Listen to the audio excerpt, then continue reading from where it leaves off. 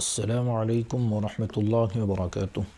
معزز ناظرین کرام، امید ہے کہ آپ حضرات خیر و عافیت سے ہوں گے۔ اس سے پچھلی ویڈیو میں ہم نے حروف مدہ کا قاعدہ پڑھا تھا اور مشق کی تھی۔ آج ہم مد صلہ کا قاعدہ پڑھیں گے، یعنی قاعدہ نمبر 8۔ مد صلہ، مد صلہ کہتے ہیں کھڑا زبر، کھڑی زیر اور الٹا پیش۔ جس طرح سے حروف مدہ ہے یعنی ایک الف کی برابر کھینچ کر پڑھا جاتا ہے، اسی طرح سے مد صلہ ہے، یعنی کھڑا زبر، کھڑی زیر، الٹا پیش بھی ایک الف کی برابر کھینچ کر پڑھا جاتا ہے۔ تو کھینچنے کی مقدار میں دونوں یکساں ہیں، دونوں برابر ہیں، سیم ہیں۔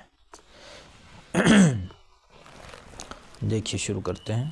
بسم اللہ الرحمن الرحیم۔ قاعدہ نمبر 8، مد صلہ کا یہ قاعدہ ہے کہ کھڑا زبر، کھڑی زیر، الٹا پیش بھی حرف مدہ ہی کی طرح ایک الف کے برابر کھینچ کر پڑھا جاتا ہے، جیسے با کھڑا زبر با، حمزہ کھڑی زیر ای، واو الٹا پیش وو، اس کو مد صلہ کہتے ہیں۔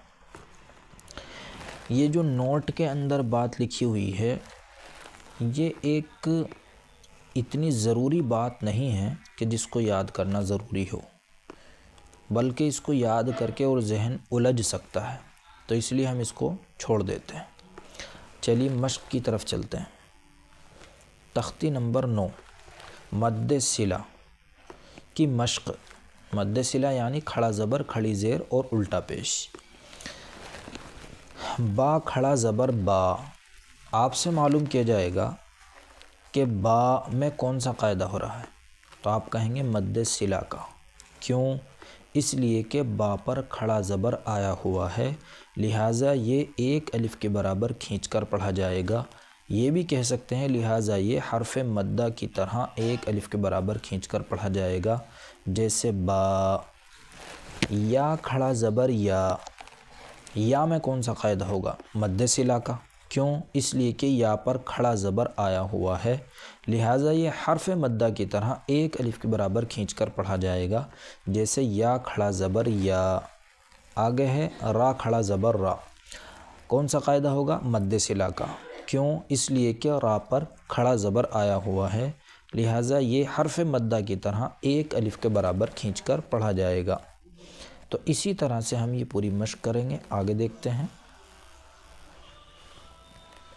یہاں یہ دیکھیے، یہاں پر یہ حمزہ کھڑی زیر ای، کون سا قاعدہ ہوگا؟ مد صلہ کا۔ کیوں؟ اس لیے کہ حمزہ پر کھڑی زیر آئی ہوئی ہے، لہٰذا یہ حرف مدہ کی طرح ایک الف کے برابر کھینچ کر پڑھا جائے گا، جیسے حمزہ کھڑی زیر ای۔ اسی طرح سے ہا کھڑی زیر ہی میں کون سا قاعدہ ہوگا؟ مد صلہ کا۔ کیوں؟ اس لیے کہ ہا پر کھڑی زیر آئی ہوئی ہے، لہٰذا یہ ایک الف کے برابر کھینچ کر پڑھا جائے گا، جیسے ہی۔ واو الٹا پیش وو، کون سا قاعدہ ہوگا؟ مد صلہ کا۔ کیوں؟ اس لیے کہ واو پر الٹا پیش آیا ہوا ہے، لہٰذا یہ حرف مدہ کی طرح ایک الف کے برابر کھینچ کر پڑھا جائے گا، جیسے وو۔ ہا الٹا پیش ہو، کون سا قاعدہ ہوگا؟ مد صلہ کا۔ کیوں؟ اس لیے کہ ہا پر الٹا پیش آیا ہوا ہے، لہٰذا یہ حرف مدہ کی طرح ایک الف کے برابر کھینچ کر پڑھا جائے گا، جیسے ہو۔ تو اس طرح سے ہم یہ مشق کر لیں گے۔